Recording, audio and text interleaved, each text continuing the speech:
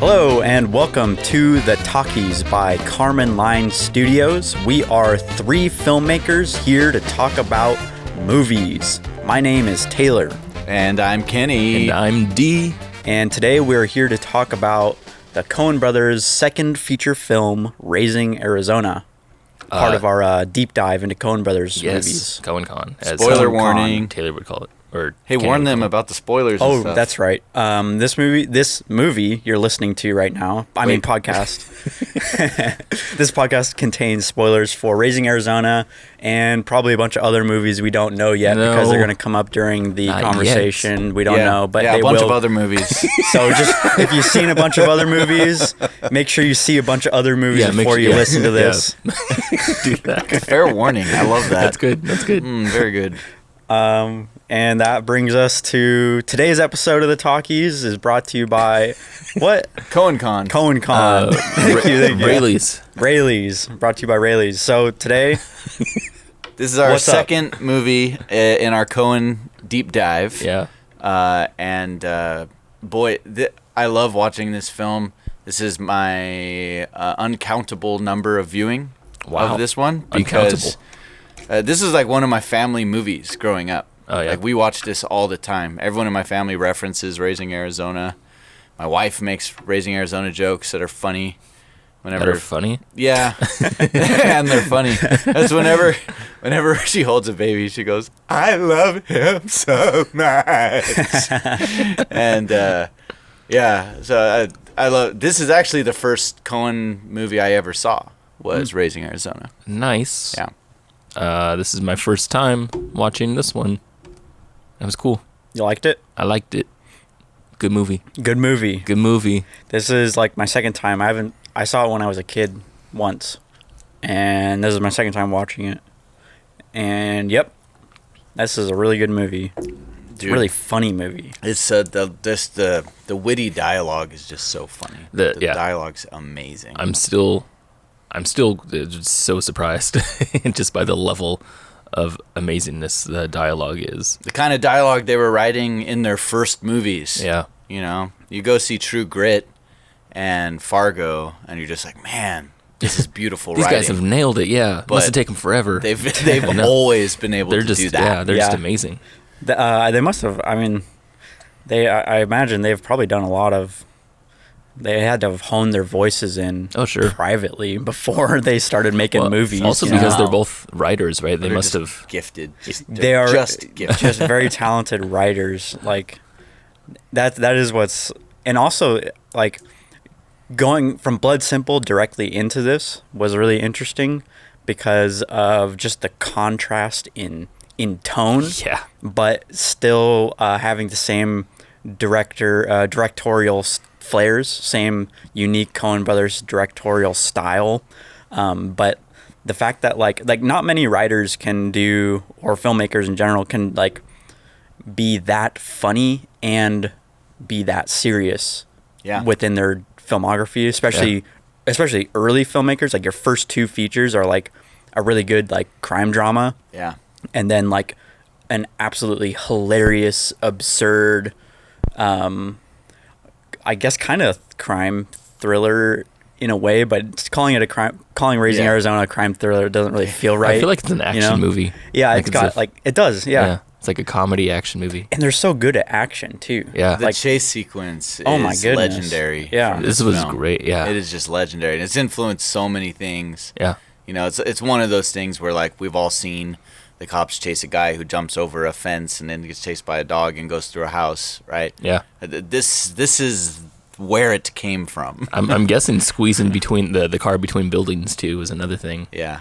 That people will keep copying. And it's so funny where they take it. Like I feel like they're really good at using cinema for humor. Like in the idea of like the cops who just have like infinite bullets are always shooting, and then the idea of like the store clerk is still in pursuit. Like, even though, like, why is he chasing him all over town? Like, what bone does he have? And in then, this, of course, you know? like the butcher at the grocery store, he's got a shotgun too. Yeah, and then all the dogs and some old lady runs the cop over with a shopping cart. Yeah, and they go flying. Yeah, and she just keeps going, just screaming the whole time. I mean, there's so few movies that do just that balance of serious material and great humor. Yeah. Now, there were funny moments in Blood Simple, but it's not really a comedy. Whereas in Fargo, I mean, you'd laugh your socks off in Fargo, and it is extremely bleak and serious. That's like a different kind of humor that they have too. But like, I still don't think you'd find anyone who would deny that it's a comedy. Well, well, I would say Fargo's a dark comedy, whereas this is just a comedy with thrilling elements in it. Right, this is more straight comedy. Yeah. It's interesting. And it's not as dry. Like, Fargo is like really dry humor, really dark, dry humor. Right. Yeah, you're laughing at the situation. About a Serious because, Man? Yeah. Serious Man is the driest. Yeah, but it's still funny. Yeah. Like, it's still very funny. Yeah.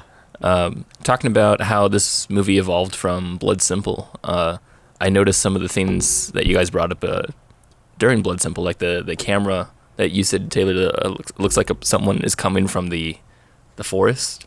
Like exactly. Like there was a flying camera shot. Yeah, that point of view shot in Blood Simple. That shot in here was awesome. Right, yeah, they like did it better. Yeah. Like they just executed that idea with Just better better. profusion. Yeah. Or more, what's the word? More proficiently. Proficient, yeah. Do you mean the one that's like the POV of the bounty hunter? And it goes over the car. And it goes over the car and up the ladder. Yeah, wild. Like, the movie's too old for this to exist, but the behind the scenes DVD features, that's the one I'd want to watch. Right. Like, I just want to see them shooting that. Yeah, it's funny because when they did that in Blood Simple, I imagined what they were doing. I was like, oh, that's a jib crane, right? Or not jib crane, a jib dolly. But this one's sophisticated. That one's pretty, that's pretty. Yeah, I don't know how they would have done that, crazy. because they go over top a whole car and then into the room. Like, it has to be a crane, but then not, because you're just hand it off. Yeah, because it's not on a dolly. It's crazy. That's crazy. It's a guy in a jetpack. Yeah, I think there was something that I mentioned to Taylor on the way over here, and it was knowing that there's some movies that are just what was it exactly that we said? It was just plain good. We're talking about, like, because you brought up how sometimes when we do an episode of Talkies, like, and it's like a good movie that we all agree on, there's not much to say. There's not much to say about it. There was something specific I wanted to talk about, and it was how a movie like this one, at least for me, you watch it and it's just good, and it's just great, and I don't think much more about it other than that. I think about, oh great, if I go deeper into it, then I can analyze the crap out of it. But usually I'll look at a movie and I'll see something that's like super complex, right? Like Blade Runner 2049, for example. You look at that and there's just so many things, like a big grand shot, so wow, so much crazy world building and everything. And then you look at this movie and you're just like, also really good filmmaking, but to the point to where it's just, to me, it's like just takes a back seat to the content. The content's here, and I'm getting all into the story. I'm like, oh, Nick Cage is great in this, and blah blah blah, and then I'm done with the movie, and I was like, that was a great experience, but I don't think about the elements as much. Maybe because this movie isn't like, this is not a jab at the movie, but it's not like super deep or anything.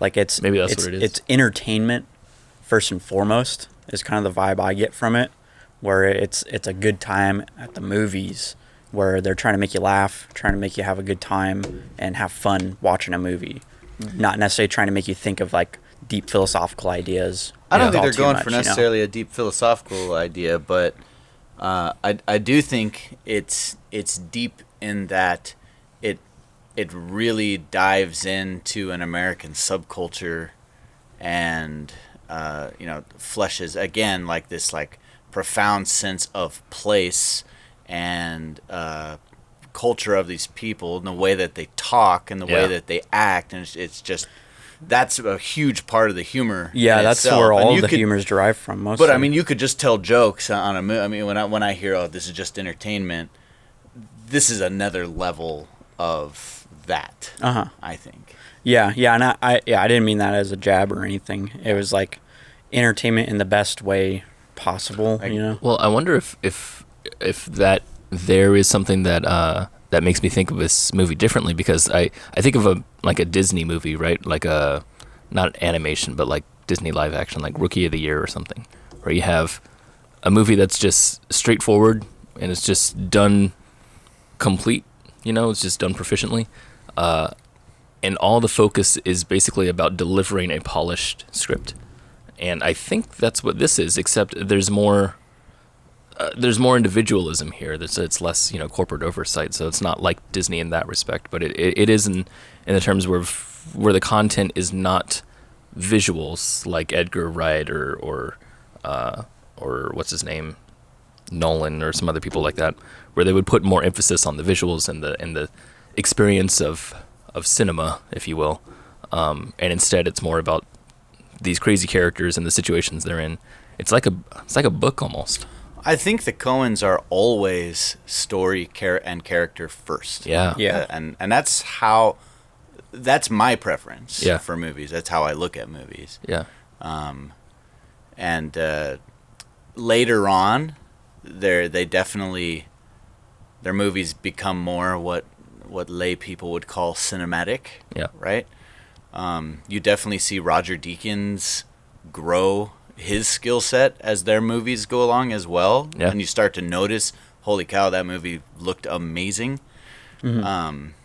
But it's always still the characters and the story and the screenplay. It's always That's that the first star with Coens. Yeah, I would say that too. I mean, like it's based on the writing. Yeah.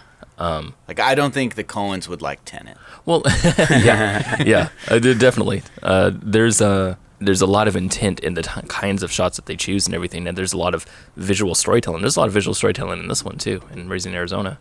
And it's just No Country for Old Men has long sequences without dialogue. Yeah, exactly, that one too. I find all their movies extremely visually stimulating. Yeah. But it comes from the location and the art direction more so than it does how they're planning out shots. Well, I would say, I mean, like, I would agree, but like Fargo is an example of somewhere that has like it's a very striking environment. But I mean, No Country for Old Men also has somewhat of that striking environment and the art direction especially. But the framing of the shots in there, especially day versus night in that shot in that movie. In No Country? Yeah, there's very, very striking shots in that movie where it's very specifically drawn to certain things. You know, the close-ups are very intentional in that movie. And whenever I think about it, I think about those shots. I think about the visually striking stuff that I see a lot.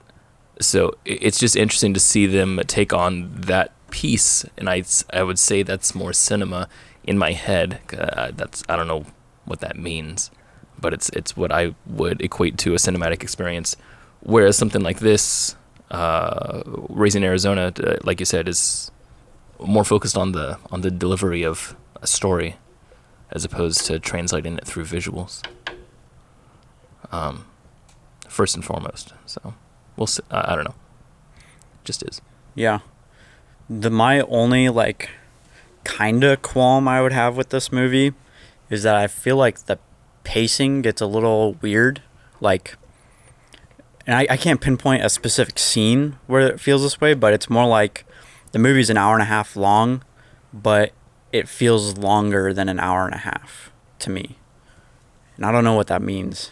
I noticed some edit points that felt a little amateur. Yeah. For example, when Glenn and his wife Dot come and visit, which, by the way, Dot, you could barely tell, is Frances McDormand. Yeah. Oh, is it? Yeah, she's so made up, and you're so used to her being the leading lady. Yeah. That's funny. Yeah. When they're visiting and they make the joke, the first reference to their kids, kids, get away from his car. And then they cut to the car. Yeah. And all the kids are like very placed in a certain spot doing some kind of shenanigans, and they kind of hang on to that shot. Honestly, it felt a little too long. it felt very much like a setup and gag from like a skit show. Actually, it felt like a gag from Kids from Planet Earth. Just that moment. I really liked that moment. That one felt good to me because I thought it was really funny. Just because everybody knows the idea of kids going crazy and destroying things, and then just seeing that like completely unleashed, focused into one spot. Yeah, like the idea that like parents would allow their children to literally vandalize a car it's no problem. I mean, to me, it was a visual gag. It's funny that you said that it was longer of a shot, because I thought of how short it was is what made it funny, because they just showed something and then cut away from it. To me, it felt like the kids running amok inside the trailer, and the chaos of it felt much more hilarious, and seeing the parents just literally disregard everything going around them. Than the our kids are bad. Here, see, and then there's more bad. Yeah, you're right. Yeah, they could have done without it. Yeah. Pacing though, I don't know. I never felt like the movie was long. Yeah, I don't know. I got the vibe the first time I watched it too, where it's like, it's almost like the story at a point, like I kind of lose a little bit of interest in the story. So I feel that way almost all the time with every movie. There's always a certain part where it's like we're approaching the climax, where we start to dip a little bit into a plateau, and it's like where things start to settle down so we can explain more things, and then we're gonna go into the climax. I don't know if that's exactly what you're feeling, but I know that I felt that in a lot of movies, and in this one it happened when they were talking in the desert, when it was our main guy Hai and the other dude who we punched, Glenn. Yeah, and Glenn. Yep. When they're about wife swapping. Yeah, when they're talking about wife swapping. Just before that joke, like they're talking this whole time, and it's about trying to get this feeling that he's feeling trapped. That Hai's feeling trapped in this now marriage that he's not sure if he wants to start a family. And I felt like it got too long to that part, and just get on with it. I know what you're trying to say already. Just get on with it. And that's where I got a little bored. But most of the movie felt pretty good to me. Yeah. Yeah, it wasn't really till towards like the end, but kind of like when when John Goodman's character and the other dude take Arizona up through like the bank robbery, and that where I was kind of getting like just like a little bit uninterested, or a little bit like, all right, we can wind it up now, which is what they were doing, but it was like the climax.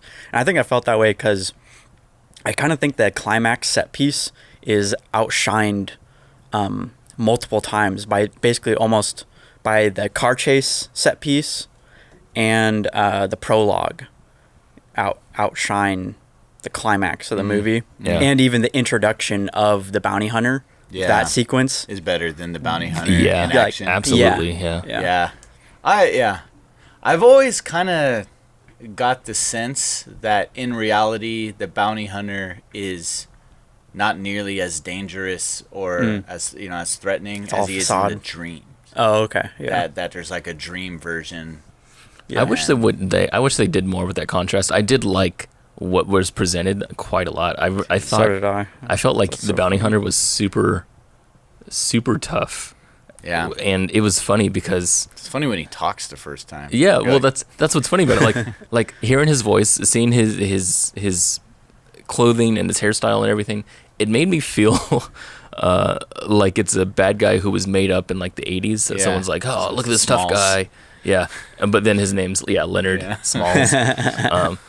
And I like the idea that there is that contrast, but carries baby booties. Yeah, but it doesn't. It's almost like he shouldn't have ever talked. Right. Yeah. Right. He shouldn't have had any lines. Yeah, it's like they should have gone more contrast or more without the talking. But I like the character that we ended up with. My mind being blown seeing this movie as a kid, the first time the bounty hunter rolls into a real world scene. Yeah. Like after the dream sequence, and then he shows up in a place where you know it's real. And I'm like, wait, what?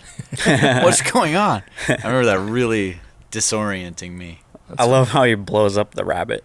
I know. That's so funny. Yeah. That's just the funniest thing. So my two like favorite parts of this movie are that and when Nicolas Cage says, "I'm sorry," after he pulls the pin on the grenade. He looks at him and goes, "I'm sorry." And I always thought that was hilarious. Why is that funny? That's weird. Because he's blowing up the bad guy, and he's like, "Hey, I'm sorry." It's just hilarious. He's apologizing. It's funny. It's kind of like one bad guy to another sort of thing. Yeah. It's like, I did what I have to. I was wondering there for a bit if Nicolas Cage's character was going to die, because I was like, well, he's a bad guy. Yeah.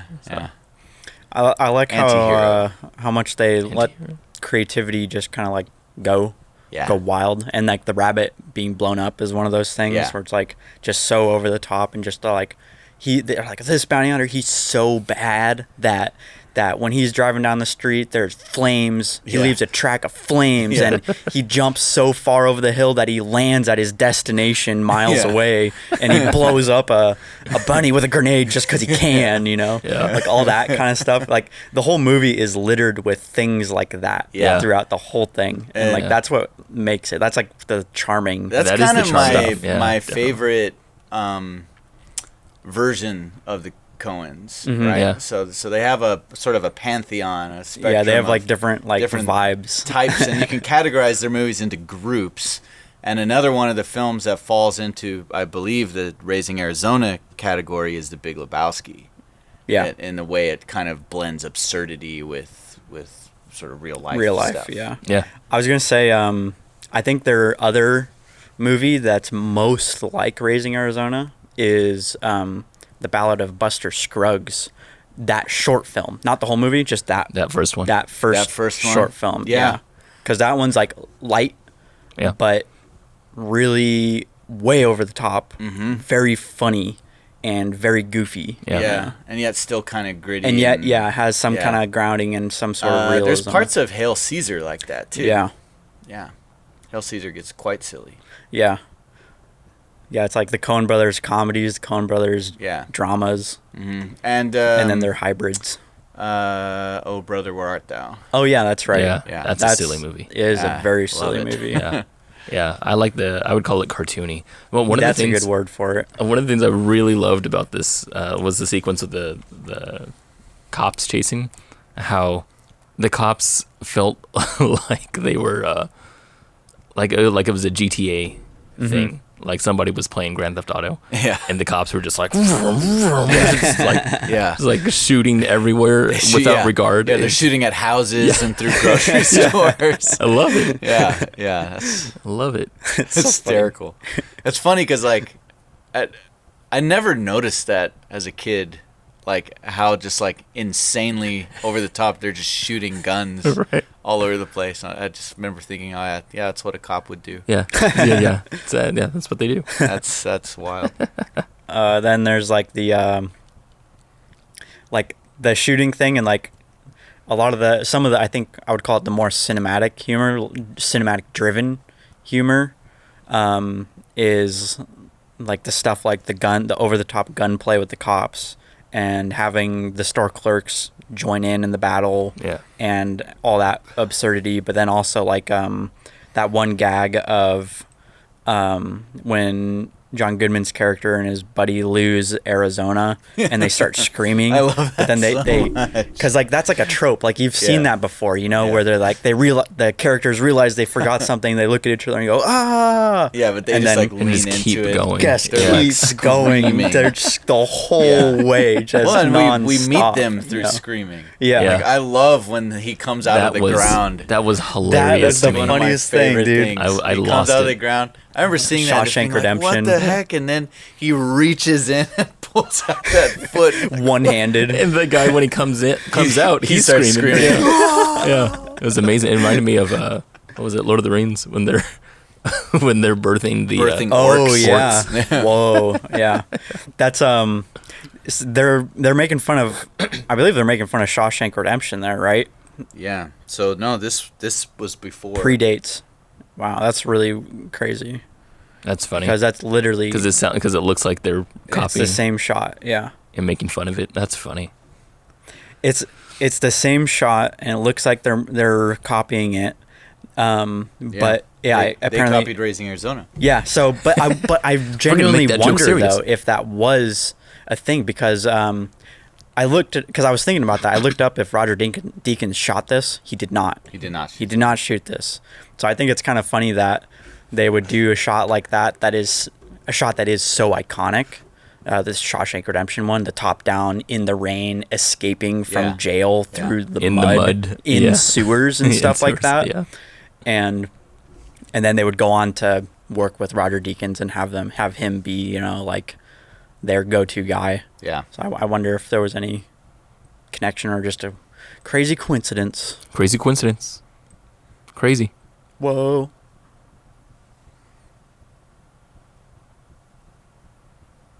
What can we say about Raising Arizona? Can we talk about the prologue? Like Yes. that was like the only prologue I can think of that matches is Up. Up has an excellent prologue. I feel like that. I can't think of I any love it. prologues. Yeah, I feel like Coens are really the only ones that I've seen do prologues. Can you guys think of others? Are there others? I feel like prologue is so like ubiquitous that it's like hard to even think about. Hard to spot him. Yeah. Well, I think of prologue as like a first chapter in a book where they set up everything. Yeah. And now we're in the story. And Yeah. like this one was so storybookish in this It's movie. very storybookish. Yeah. Chapter 1, chapter Right. 2. Yeah, where it was Yeah. everything we needed to know grouped in one nice little package. And I don't see that in movies very often. It's usually just we start in the story and the story starts to take off. It's not like it's not separate. I love watching Ed slowly fall in love with him. Yeah. That was so funny. All of that was so funny. He puts the ring on her finger when she's fingerprinting him. Yeah. As a free man. It's so great. It's so like I hate to be the kind of guy who just I don't know talks about how Coens are amazing at everything, but Well, then you're on the wrong podcast right now. This is Coen Con. It's just when I look at all this stuff, I want to say, wow, how original, how genius, how amazing, and that's all true. It is. But I don't know why, other than I just very much enjoyed it. I mean, I'd like to see why I think that as opposed to like other movies. Honestly, it's broken record here, but I think it all comes down to their scripts and their characters. I think it Comes down to them. I They think- have a unique fingerprint. Well, that absolutely, no one else that. does. Well, I think just because it's not, I think it's more than just a fingerprint, and I think you had something there with the script, very much with the characters, but I think because they wrote it themselves, Yeah. and they have an idea of what they want to communicate, that they focus on those communications rather than people who say, I'm going to go out and make a movie. And then they fill in the gaps. Yeah. Right. Yeah, you can feel a strong auteur Yeah. hand. Yeah. And that's what I love so much about them. It's like it's not even that I love the movies. I love their movies. I love how they make movies. I love how they approach characters. Yeah. I love the stories they write. Yeah. I love everything about how they choose Yeah. to create their films. They honestly have a stronger identity as the auteur than a lot of the famous directors out there in terms of just instantly knowing what kind of movie you're watching. Right. I don't think you could say the same thing for Nolan or Spielberg. Like not to the same degree. Not quite. It's different. Yeah, it is a different kind of. It's in a different kind of vein. Yeah, and like there's a lot of movies that are like Spielberg movies. Yeah. There are no movies like Coen Brothers movies. That's true. You know, I don't think I've ever seen. I'm hard-pressed to think. And there's even someone with as strong of a fingerprint would be like Tarantino. yeah. Yeah. But yet there are a lot of Tarantino-like movies. Yeah. Yeah. I have a hard time thinking of really of any decent copycat Coen films. Same with Edgar Wright. I don't know if there's really any. I mean, like I've seen Edgar Wright-ish stuff happen, but I've never seen someone try like completely copy Edgar Wright because I don't think you can, like copying the Coen Brothers. Yeah. Like the Coen Brothers, I think they hit on such a specific tone, and they have like their humor is so dialed and it's so delicate, and the kinds of stories they tell are very specific. I feel like to where if you are gonna do something like that, you can't do something like the Coen Brothers without just basically ripping off their style, you know. Here's something I thought of while watching Raising Who wants Arizona. to rip off a filmmaker? Well, it's what almost everyone does, right? Yeah. It's like that's all why Tarantino people like does. the Coens stand out, because they're in that class who isn't copying someone else. Yeah. At least not extremely noticeably. They put I'm sure there's a lot of influences, sure. but they put a lot of effort into like hiding that. That's what I mean by movie first. Like someone will come out with the idea of a movie, like like George Lucas, for example, will think of, I want a Flash Gordon-esque blah blah blah blah blah, or what's his name, Steven Spielberg, come out with like, I want to make the movie version of Jurassic Park. It's like it's idea first and then they come down. Whereas I believe Coens write the script first and they think this is a story that people need to see, and then make it. Yeah. Yeah. They're writers first. Yeah. It's like they're writers first, but then they also happen to be extremely good directors. Absolutely. Yeah. So I rare. have physically read the screenplays for Fargo and for No Country for Old Men. Me too. Both of those. And both of them might as well be a novel. Yeah. Like it is such an easy read and a comfortable read. So many screenwriters out there, especially people who are like a director who screenwrites, right? Yeah. Who are, they got their vision in their head, right? They just need to get direction down on paper for people. Yeah. They put things in their scripts like, and then the chase scene, right? and then there's a fight. Right. Right. Right. But their scripts there's no room after you've read the script to get their vision wrong. Right. It's very pervasive. Well, it's like what's his name was saying. Martin Scorsese talks about using the medium to tell your story. The way he thinks about movies is much like how Taylor thinks about movies, where it's in visuals. And the only way he can write is by drawing pictures, and then he turns that into a script. Whereas Ethan and Joel, I think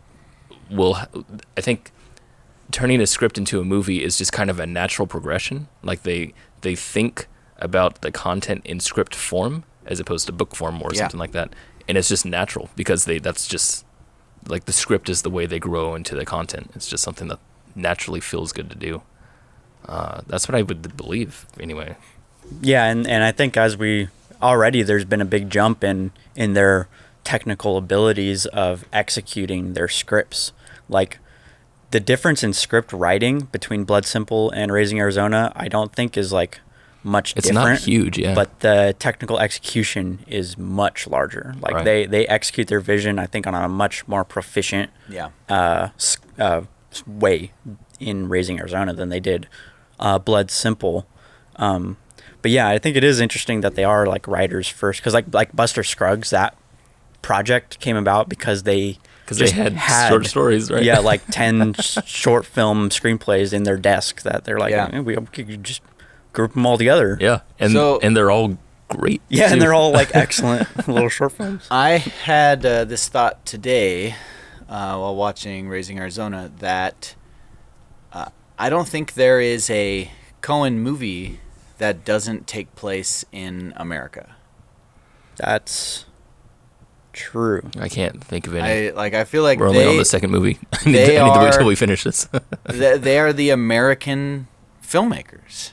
Like all of their movies, the primary star of every movie is either some American subculture, some American location, or some specific period in American history. I've noticed. I feel like they're the Americana storytellers. Yeah, I've noticed they're very comfortable in rural areas.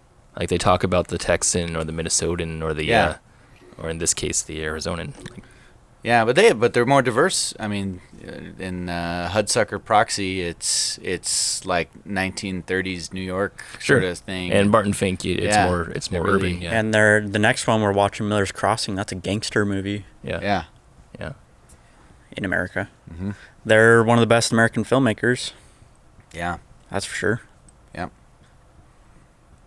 What can we say? What can we say about Raising Arizona?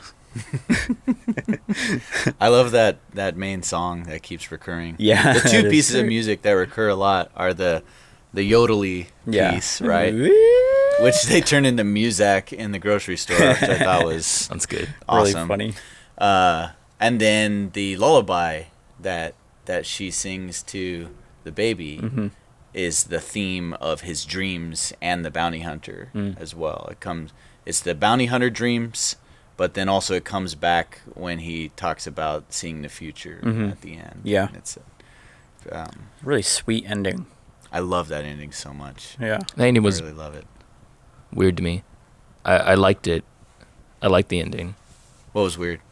It was weird because I felt like we were trying, I don't know, like, I guess it's the way that I just see Coen Bros movies, where things leave off in kind of a bleak way, and this one was so bookended. Kind of happy. Yeah, well, not just Like happy, clean. but like almost Disney happy. Yeah. Like they tried to tie a bow around everything, which I understand it was a dream. You know, that's what they're doing. But and it ends with him waking up from the dream. And he said it could have been wishful thinking. Yeah, and Yeah. he says Utah. Yeah, I like that idea that they're doing there. But I felt like that sequence went on too long to make the joke at the end funny. Much. Well, I don't think any of it was a setup for that joke. Right, I think that's that what I was mean, just a and that's final the reason thing. why I think I feel weird about it is Oh. because it felt like a real ending, Yeah. and I was like, oh yeah, cool, neat. I just don't care anymore. It's like they already did what they wanted to, and they got back, and now everything's done. The story is now done, and then they go into extra. It's like what we talked about. Blood Simple didn't do. Yeah. Well, I think the story wasn't done though. But then what? So what good does the ending do? Well, I think what it suggests is that him and her are going to work it out. That's what I mean. It talks about after. Yeah. The story already happened. Well, no, I think the story's about him and her. I mean, yeah, at its very heart, you could say it's That's about how him it starts and with her. them falling But in the love. plot that happens in the movie is Yeah. about him and her getting a baby, and then returning the baby, and now the story's done. Yeah, but again, I think it's a little. I think they're going for more traditional things there. I think it's bookended with Yeah. the prologue. Yeah. Yeah. that's exactly what it is. Right, Yeah. and so it's prologue and epilogue. Yeah, so it just didn't fit my taste. That's why I Makes felt sense. Yeah. weird And I about actually it. think they kind of. I think they have similar endings in their future films that they again like it's like an idea that they do again and do a little Yeah. bit better. True Grit has a wrap up sequence like that. I haven't seen that. Yeah. And there's also for some reason No Country for Old Men Yeah, comes to mind. that's a great ending. Yeah. But that's a different ending. Yeah, it is. I thought of that at the end. Then I woke up. I like the way that the epilogue is stylized. Me too. Yeah. I love the that execution whole- of it. Yeah, absolutely. Yeah, a lot of moving camera stuff. Yeah. It was really cool. It felt like you were flying through dreams into future. I would say at that moment I was completed with the character, and I was like, cool, I hope they make it right, was in my head. And then they keep going and they keep playing out, and I'm just like, I don't really need to see all this. In my mind, I'm already made up. I'm already whole. It feels like the extra endings in Lord of the Rings, where we have more bows to tie, and I'm just like, that's fine. You know, it's not for me. I was invested enough in the characters to care about it at the end. Well, like with Lord of the Rings. You know, it's Exactly. the same thing. Yeah. If he had just dropped the ring into the volcano and then the movie's over, Yeah. it would have been extremely dissatisfying for For all someone- those characters you care about. For someone who cares more about the other things. Yeah. Yeah. I could understand that. Yeah. Yep. Yeah. And I guess I'd word it this way. I think I was more connected to the characters than I was to the story itself. Yeah. Yeah, and I get that in a lot of the Coen films. Yeah. They really put a lot of thought into minor characters, into characters that I think a lot of other filmmakers would just kind of, really just give lip service to. Like even tiny characters like the farmer at the bank heist, who's like, which one is it? Stand up or lay down? Yep. Are just filled with character traits. That's like Coen to me. That's like their thumbprint to me. Yeah. Is their attention to character traits. Yeah. Mm-hmm. Yeah, there's a ton of that in I feel like this movie. they're giving like direction for motivation to like extras. Right. They're like, yeah, here's your motivation in this scene. You know, where most filmmakers is just like, grab a donut and go stand over there, Yeah. extra. Yeah, it's the reason why I like the show Fargo also, because Yeah. they do the same thing. That's cool. Well, I'm feeling like we're tiptoeing towards pizza time here. Am I right? It's rolling up on pizza time. Pizza Is it time. Time for pizza rolls. I'm ready for pizza rolls. Pizza rolls. This movie is not pizza rolls. No. Yeah, that's good. I'm glad to hear you say that. I have a pizza rating already. Go for it. What's a pizza rating? What is a pizza do we have rating? to define it every episode? Hey guys, I got a question for you. What? If this movie was a pizza, what kind of pizza would it be? Fine. You're fine. It's a fine pizza. This is. You ever been to Blaze Pizza? No, what's Blaze that? What's Pizza? Blaze Pizza? We've been there together. Huh? Many times. Huh? I don't remember. You were that. there the first time I went to Blaze. I don't know. All I right. don't remember Yes, that. the answer is yes. Blaze Pizza. You get to pick your own pizza and shit. So In that order? Yeah, and you get to order. So this is. I'm in line at Blaze right now, and I'm gonna whip up. I'm whipping up Raising Arizona. This is what I get. Dang. I get a two-top pizza with extra white sauce, mozzarella, parmesan, chicken, and bacon. Sounds And great. yeah, that's it. You want to go get It's that? delicious. Want to go get that for lunch? Yeah. Yeah. Do that. Yeah. Blaze Delicious. is not far. We're not going to disclose where our secret location is, but Blaze is not far. there is a Blaze nearby. So if you go on Google, look up Blaze, look at all of them. Look at the proximity. We're near close to one of them. I can smell the movies now. What's yours? Oh, so I'd say, you know, it's just a just a delicious pizza. All of my Coen Brothers pizzas are obviously going to be some kind of craft pizza where you know, this is not some name brand.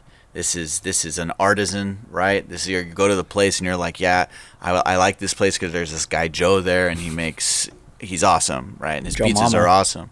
So I'm gonna go get Joe's Pizza. Joe's Pizza. You know, and get their best pie, but instead of paying for it, I'm gonna rob it at gunpoint. Oh, cool. Yeah. I'm gonna Is the steal gun the loaded? pizza. Gun Yeah. is never Gun's loaded. never Okay, loaded. because then it would be I don't armed want it to be robbery. armed robbery. Right, right. And I'm gonna take that pizza and run with a panty on my head. Sounds great. That's Boy, you got a panty on your head.